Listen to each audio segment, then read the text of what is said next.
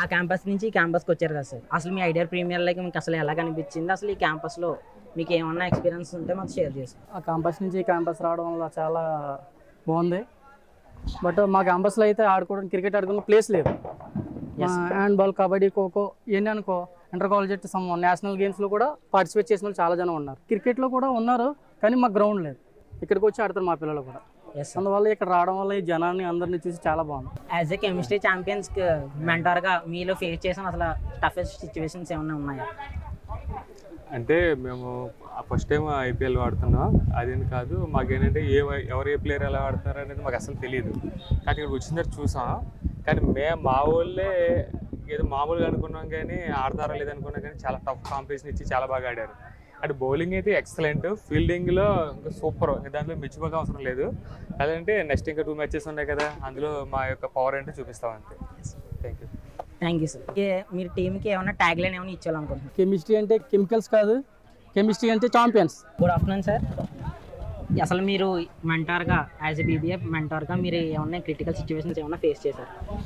అంటే critical situations అంటే ప్రస్తుతం మేము ఫ్రాంచైజ్ దగ్గర నుంచి యాక్చువల్లీ ప్లేయర్స్ని పిక్ చేసుకున్న దగ్గర నుంచి కూడా రాజేష్ గారు ఫ్రాంచైజ్ ఓనర్ నేను ఏదైతే ఉందో మాట్లాడుకొని పర్టికులర్ పీపుల్కి ఎంతెంత పాయింట్స్ తీసుకొని వీళ్ళు పిక్ చేసుకోవాలి, వీళ్ళైతే బెటర్ టీం అవుతుంది అని మేము ముందుగానే ఆలోచన చేసుకున్నాం. దాని ప్రకారంగానే మాకు బెస్ట్ టీం వచ్చిందని అనుకుంటున్నాం. క్రిటికల్ సిచ్యువేషన్స్ అంటే ప్రస్తుతానికైతే ఫస్ట్ మ్యాచ్లో మేము ఈజీగానే విన్ అయ్యామని అనుకుంటా ఉన్నాం.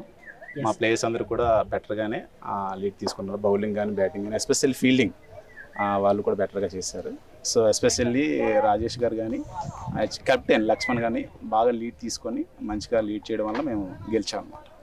మీ విన్నింగ్ స్ట్రాటజీ ఏంటో చెప్తారా? అంటే మీరు ఏ స్ట్రాటజీ ప్రకారం ప్లేయర్ సెలెక్ట్ చేసుకున్నారు, లేకపోతే మీ ఫీల్డ్ స్ట్రాటజీ ఏంటి? విన్నింగ్ స్ట్రాటజీ అంటే ఇక్కడ యాక్చువల్లీ మెయిన్ మీరు చెప్పినట్లుగానే team selection is good. And one more important thing ఏంటంటే ప్లేయర్స్ ఎవరైతే ఉన్నారో వాళ్ళు బెస్ట్ వాళ్ళు ఇవ్వడానికి ప్రయత్నం చేశారు. బౌలింగ్ మేము మ్యాక్సిమం 10 ఓవర్స్కి కూడా 60 రన్స్కి మేము తగ్గించడానికి ప్రయత్నం చేయడం వల్ల మాకు ఈజీ అయింది. స్ట్రెస్ లేకుండా మా వాళ్ళు ఈజీగా కొట్టడానికి ప్రయత్నం చేస్తారు. ఓపెనర్ హేమంత్ లాస్ట్ వరకు ఉండి మ్యాచ్ గెలిపించడానికి ప్రయత్నం చేశాడు. అలాగే లక్ష్మణ్ మధ్యలో వాళ్ళు కూడా బాగానే ఆడారు. మొత్తానికి మాకు ఫ్రీగా మ్యాచ్ గెలవడం కారణం ఏంటంటే బౌలింగ్, ఫీల్డింగ్ బాగా చేయగలిగారు. ఇంకా నెక్స్ట్ మ్యాచ్లో ఇంకా మా బెటర్ పర్ఫార్మెన్స్ మీరు చూడబోతా ఉన్నారు. Yes, thank you. Good afternoon sir. As a BBA ఫ్రాంచైజర్గా మీ టీంకి అసలు మెయిన్ మోటివ్ ఏంటి? మా టీం మోటో వచ్చి ఏం లేదమ్మా, అంటే మాకు కోఆర్డినేషన్ అలాగే మా స్టూడెంట్స్ ఎవరైతే ఉన్నారో వాళ్ళ సపోర్టే అంతని. అంటే మా వాళ్ళంటూ ఒక చిన్నది ఏదో ట్యాగ్ లైన్ పెట్టుకున్నాడు, కష్టపడదాం కప్పు కొడదాం ఏదో, అదే మా వాళ్ళు మోటో అనమాట. అంటే కష్టపట్టే కప్పు కొడదాం అన్నట్టుగా పెట్టుకున్నారు. వాళ్ళందరూ కోఆర్డినేషన్తోనే ఈ టీం అనేది ముందుకు వెళ్తుంది. జూనియర్ సీనియర్స్ అని డిఫరెన్స్ లేకుండా ఇంద్రపాలెం, విద్యుత్ నగర్ అనే క్యాంపస్ డిఫరెన్స్ లేకుండా అందరూ కలిసిపెట్టుగా ఆడుతున్నారు. సో దానివల్లే మా వాళ్ళు విన్ అయ్యారని నేను అనుకుంటున్నాను.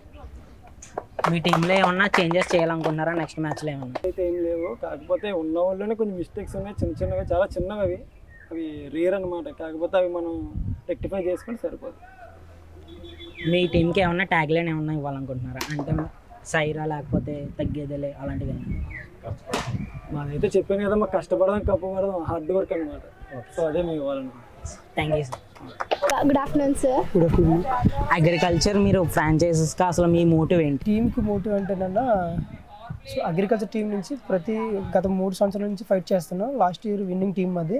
సో ఈ ఇయర్ కూడా ఆ విన్నింగ్ టీం ఆ స్పిరిట్ వదలకూడదు అని చెప్పేసి మేము ఫైట్ చేయాలని చెప్పేసి ఎదురుకి వెళ్తున్నాం. అసలు మీ స్ట్రాటజీ ప్లాన్ ఏంటి? అసలు మీకు గెలవడానికి అసలు మీ స్ట్రాటజీ ప్లాన్ ఏంటి? మెయిన్ ఏంటంటే కోఆర్డినేషన్, ఫీల్డింగ్. మా స్ట్రాటజీ ఏంటంటే ఫీల్డింగ్, బౌలింగ్ అంతే, రాదర్ దాన్ బ్యాటింగ్. మీ టీంకి ఏమైనా ట్యాగ్ లైన్ ఏమన్నా లేకపోతే ఏమన్నా ఓడిగా డెడికేట్ చేయాలనుకుంటున్నారా? Born to fight. Born to fight.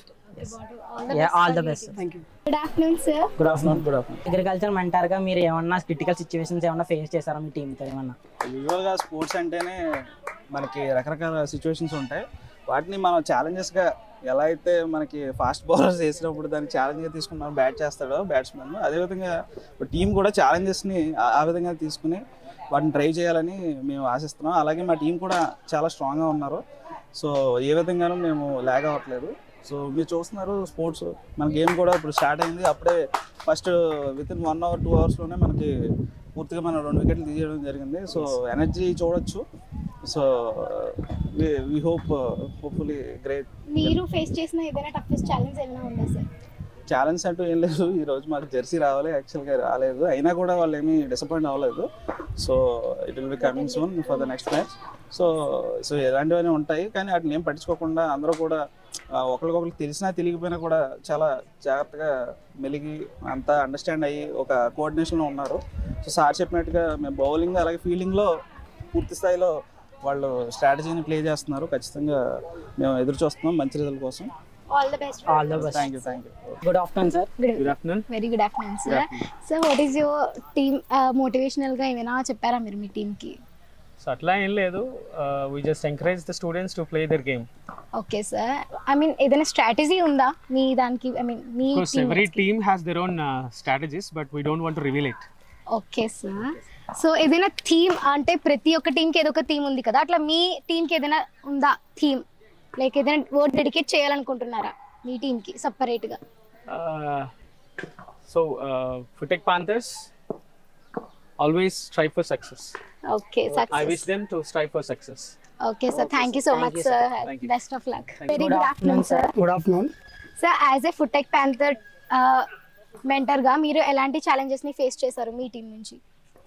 నేను ఫస్ట్ టైం Futech Panthersకి నేను మెంటర్గా వ్యవహరిస్తున్నాను. So before already techno tigers 3 years దాన్ని చేసాము. So first time winner and second time runner, third time సెమీఫైనల్లో ఓడిపోయింది. సో అన్ని విజయాన్ని చూసాం కనుక అటువంటి విజయంలో ఈ యొక్క Futech Panther కూడా నడిపించాలని మేము చాలా ఆశతో ఉన్నాము. మా ఎయిమ్ ఏంటంటే పోరాడు గెలుపొందు. Okay sir. నెక్స్ట్ మీ టీంకి లైక్ ఏదైనా ఏదైనా కాంపిటీటర్స్ అంటే టఫ్ కాంపిటీషన్ ఎవరైనా ఇస్తున్నారని మీరు అనుకుంటున్నారా? ఫస్ట్ టైం నాకు జరుగుతున్న మ్యాచ్, సో చూడాలి, ఇంకా తెలియదు.